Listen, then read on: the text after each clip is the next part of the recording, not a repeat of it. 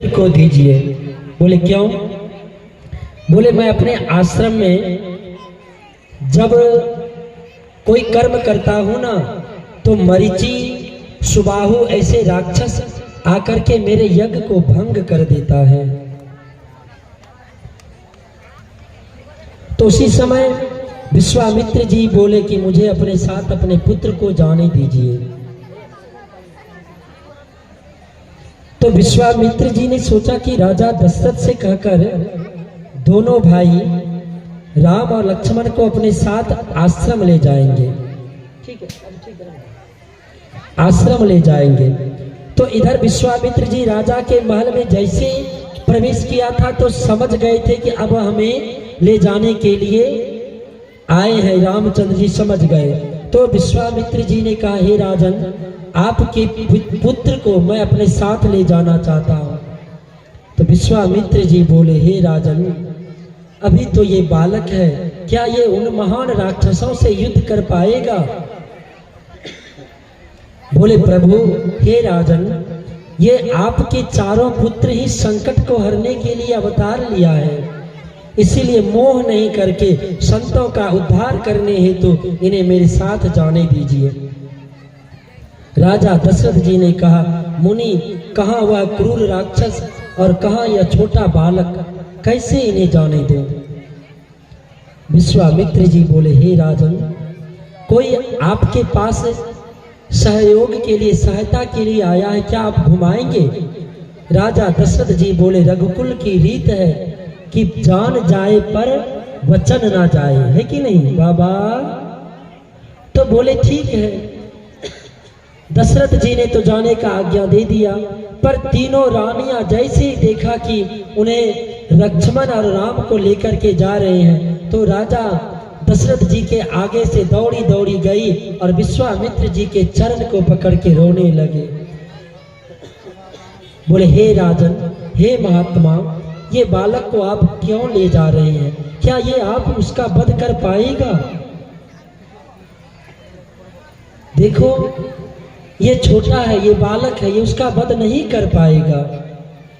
विश्वामित्र जी बोले, हे देवियां, ये तो कृपा के निधान है, ये तो संसार का दुख को हरने वाले हैं, इसीलिए आप भय मत कीजिए, ये तो भक्तों का कष्ट हरने के लिए ही पृथ्वी पे अवतार लिया है। यह कह के राजा रामचंद्र जी को लेकर के विश्वामित्र जी, लक्ष्मण जी को लेकर के विश्वामित्र जी चल दिए। जब गाधी पुत्र विश्वामित्र जी ने ऐसी ज्ञान दिया, ऐसी विद्या दिया कि लक्ष्मण जी को भूख प्यास ना लगे और शरीर में अतुलित तेज प्रकाश दिया लक्ष्मण जी को। और एक दिन सुबह भगवान विश्वामित्र जी को कहे, आप जाकर के यज्ञ कीजिए। विश्वामित्र जी, आप डरिए मत, आप जाइए और जाकर के यज्ञ कीजिए, हम बैठे हैं यज्ञ का रक्षा करने के लिए। विश्वामित्र जी बैठ गए। विश्वामित्र जी बैठ गए। रामचंद्र जी, लक्ष्मण जी घूमने लगे, देखने लगे राम और लक्ष्मण जी। जैसे ही विश्वामित्र जी ने यज्ञ को प्रारंभ किया कि इतने में मरीचि नामक राक्षस ने सेना को लेकर मुनि जी का यज्ञ को नष्ट करने के लिए दौड़ पड़े। आज भगवान विश्वामित्र जी के साथ धनुष यज्ञ उठाए और जैसे धनुष रामचंद्र जी उठाया और उसी समय उन्होंने मरीचि को मारा। मरीचि 100 योजन दूर जाकर के गिरा। विश्वामित्र जी का भय को हर लिया। अब देखो, विश्वामित्र जी को जब यह भय खत्म हुआ तो विश्वामित्र जी का आमंत्रण दिया था जनक के राजा जनक जी ने कि हमारे मिथिला में हमारी पुत्री सीता के लिए स्वयंवर हेतु धनुष यज्ञ रखे हैं। हे प्रभु, हे भगवान, आप जरूर आएंगे। तो राजा के बात को सुनकर के विश्वामित्र जी बोले, अवश्य चलना चाहिए। तो विश्वामित्र जी अपने साथ राम और लक्ष्मण को लेकर के जनकपुर जाने लगे।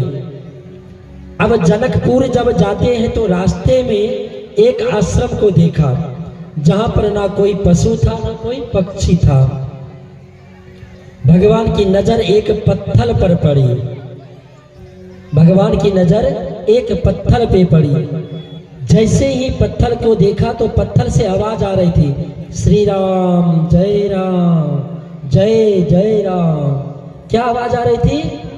श्री राम जय राम जय जय राम, जय राम श्री राम जय जय राम, श्री राम जय राम जय जय राम, श्री राम जय राम जय जय राम, श्री राम जय राम जय जय राम, श्री राम जय राम जय जय राम। यह सुनकर के विश्वामित्र जी से बोले, हे प्रभु ये कौन है? तभी उसी समय विश्वामित्र जी ने बोले, ये गौतम की पत्नी अहिल्या है, उन्हें श्राप है। प्रभु जब तक आप उन्हें स्पर्श नहीं करेंगे तब तक वह रूप में नहीं आएगी। उसी समय रामचंद्र जी ने अपने चरण को लगाया उनके उस पत्थर पे। जैसे चरण लगाया कि उस पत्थर से अहिल्या स्वतः अपने रूप में आ गई और रूप में आकर के बोले, श्री राम जय जय राम। उन्हें प्रणाम कर लिया और उसी समय अहिल्या अपने पति गौतम के साथ आनंदित से रहने लगी स्वर्ग साकेत धाम में, और अहिल्या का उद्धार हो गया। फिर वहां से चलने लगे। चलते चलते अब रामचंद्र जी चरण स्पर्श किया तो अहिल्या का उद्धार। अब चलते चलते भगवान राजा जनक के नगरी पहुंचे। तो राजा जनक जी के नगरी